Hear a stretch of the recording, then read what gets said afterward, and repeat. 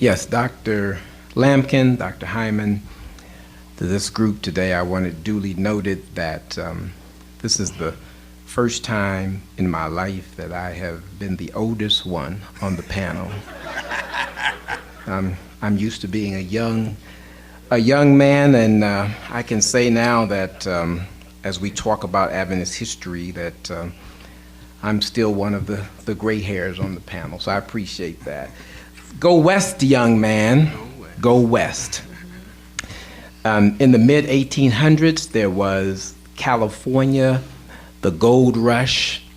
Everyone was rushing to California, including fugitive slaves, who were not set free, but understood that they could make a detour on the Underground Railroad and go where the gold was. Not much is written about that journey, but California, to enter the Union, had an agreement that it would be a free state as long as it would return fugitives to the plantations and receive money for that.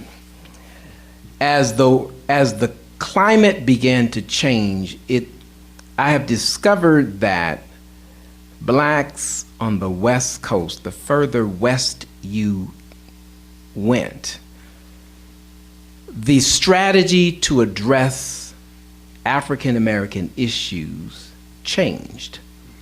After all, California was a free state. And so in the black work for Seventh-day Adventists, it started as an Adventist medical mission. A lady by the name of Jeannie Ireland came to an area in the early 1900s known today as Watts, California. And there was about 6,000 blacks in the area. And this is where blacks settled in coming to California, particularly Southern California. And some of you will recognize some of these names. She began to do Bible studies, and one of the gentlemen that gave her the okay to do Bible studies in his home as she was teaching hygiene and special medical treatments was a gentleman by the name of Theodore Troy. And Elder Troy's name, or Brother Troy's name, would be synonymous to West Coast Black Adventism. Opened up his home, and there for 2 years she did these services, and in 1908, the first black church west of Kansas City with 28 members was formed. And that core of individuals became stellar individuals who made contributions to the Adventist cause and the wider society. Troy's son, Owen, built on the health and Bible studies modeled by Jeannie Ireland, and Owen went on to become a pastor, evangelist, radio broadcaster, musician, scholar, and administrator.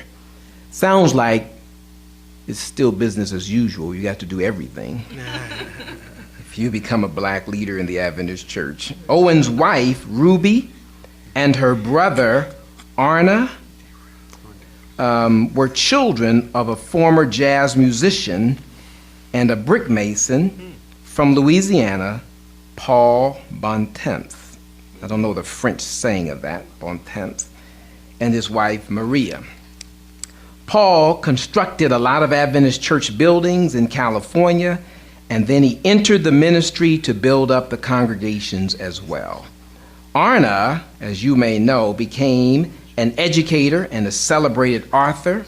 He was one of the leading figures in the Harlem Renaissance, and Ruth Temple became the first female physician in Los Angeles and a noted pioneer of public health measures for LA's neediest classes.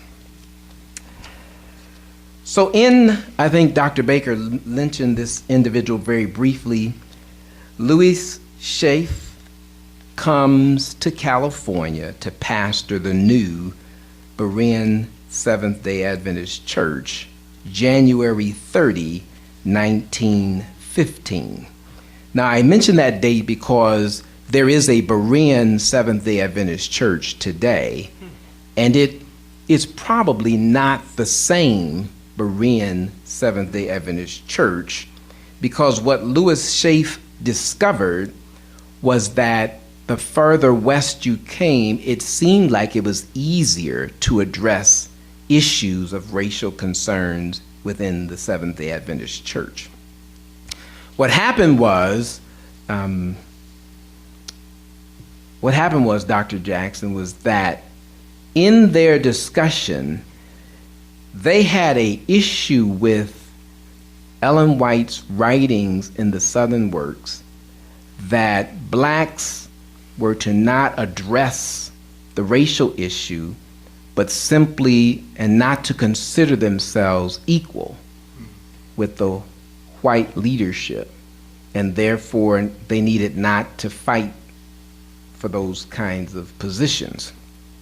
Well, Schaeff and Company became disturbed by that and felt that that became, it could have been mistakenly so, but they felt that that became a doctrine of the church and wanted the Southern California Conference to denounce that that was the position of the church.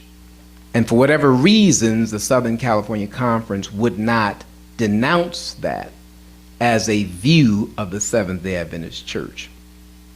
So in one of the wonderful business meetings of the Berean Church of that era, they voted to leave the Southern California Conference because it did not agree that the stance of that position was in line with the Bible. So they left the denomination. It'd be interesting to find the history of what happened. There is a Berean church that eventually came back in the 30s. And so the history of the West Coast leadership and healers, the names would be after the Ruth Temples began to make a tremendous impact in California, and it seemed like the way in was through the medical missionary approach. Dennis T. Black, who was an architect, musician, and a pastor in good stead, designed part of the 31st Street Church. By the way, Dennis T. Black was a junkyard owner and had plenty of money. As I interviewed him one day, he said, "I didn't need to become a pastor to get money." And I said, amen to that. But he had plenty of money, and when he was moved to the Berean Church, which he pastored for 17 years, he actually blessed me as a baby, he actually baptized me, and he actually married me. He hung around that long, thank Jesus. But he was an architect that designed the Berean Church and built it. And he used to say that the members should buy the property and deed it over to the conference. He told me of a story that he ran out of money buying the Berean property and wanted to buy to the end because he saw expansion. And he told me that the brethren at the conference office said that you people don't need that much land. And so Berean today, if you go there, it's hard to find a parking spot. G.N. Banks, Lorenzo Patey, Dr. David Taylor. Dr. Taylor became probably a model leader in youth leadership. I don't mean to call out Dr. Taylor, but I remember him coming to high school, Linwood Academy, doing Youth Week of Prayers, and I'm still his friend today. All right, that's all right. Elder Canson, Major White, R.W. Nelson, Anita Mackey were all key individuals of helping to build on the foundation of Bontemps and Ruth Temple and them in starting that work and enhancing it more. This coming March, 7 through 10, with a Lorenzo Patey golf classic on the end. Los Angeles Adventist Academy, that had its beginnings in 1923, began to educate many blacks. And the names that are stellar among that group, of course, are Calvin B. Rock, E.C. Ward, their wives, and other leaders that have come out of that LA Academy experience. It celebrates this coming March 90 years of impacted education in Los Angeles, California. The 31st Street Church, the University Seventh-day Adventist Church, the Market Street Church, and the Berean Church all stand as historical centers of black leadership and development. The future, again, the West Coast being a free state back then, considers itself an integrated church model, Dr. Lampkin, for the world field. What that means is that those of us who grew up on the West Coast see ourselves as knowing how to talk and mesh with our white brothers and sisters to get some things accomplished. Now, you can debate that, for a long time. But that's thanks to universities like Pacific Union College, where many of the leaders went to, and rubbed shoulders with them and became leaders on the West Coast. I want to say that I've heard Dr. Michelle Alexander make a statement: if a people don't know their history, they will soon be history. And so what I've noted is that the Emancipation Proclamation, the Underground Railroad, the Reconstruction period, the Renaissance, Black Wall Street, urban challenges, church structure challenges, educational challenges, health challenges, have always caused black people to come together, have a dialogue, create a strategy, and deal with a collective agenda.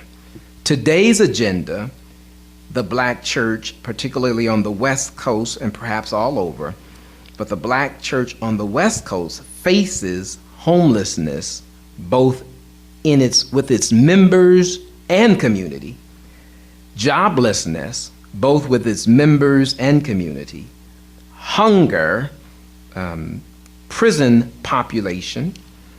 And Dr. Michelle Alexander writes a book called The New Jim Crow, which she states that there are more blacks today connected to the prison system, either on parole, in the court system, today, than the total of enslaved black people in 1850.